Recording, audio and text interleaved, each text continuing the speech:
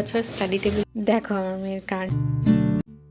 Hello, কেমন আছো সবাই? আশা করি সবাই খুব ভালো আছো। অর্ডার করেছিলাম মেয়ের জন্য একটা স্টাডি টেবিল, সেটারই আনবক্সিং তোমাদের সাথে শেয়ার করব। তো চলো দেখে নেওয়া যাক কেমন এসেছে।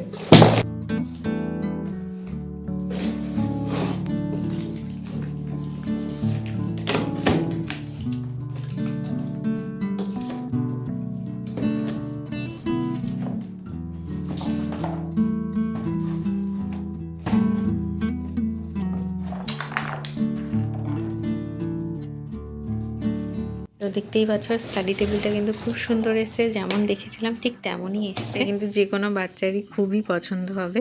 আমার মেয়ের যাতে পছন্দ হয় তাই জন্য আমি স্পেশালি এই প্রিন্টটা অর্ডার করেছি।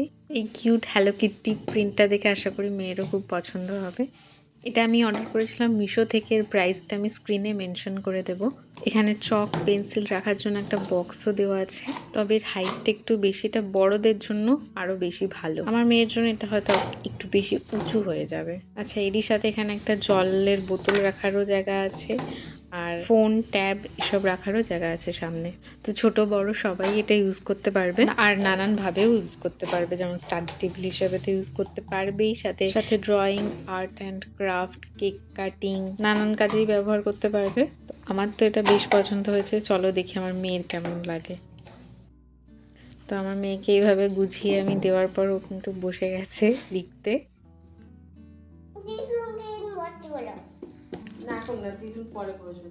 দিদুনকে টেবিলের ওপর বসতে বলছে।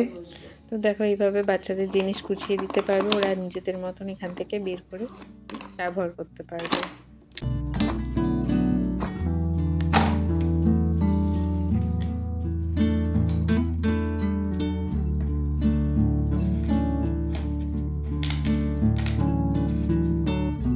দেখো আমার মেয়ের কাণ্ড, সে টেবিলটাকে চেয়ার বানিয়ে ফেলেছে, তার উপর উঠেই বসে গেছে।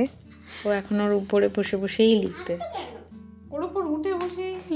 আচ্ছা, এই স্টাডি টেবিলটা কিন্তু আমার বেশ কাজে লাগে, শুধু পড়ানোর জন্য না, সন্ধ্যার খাবার খাওয়ানোতেও এই টেবিলটা আমার খুব হেল্প করে। যেমন মুড়ি মাখানা এগুলো ও নিচে বসে গেলে চামচে করে মুখ পর্যন্ত আনতে আনতে অর্ধেক পড়ে যায়, তবে এই টেবিলের উপর দিলে সহজে খেতে পারে।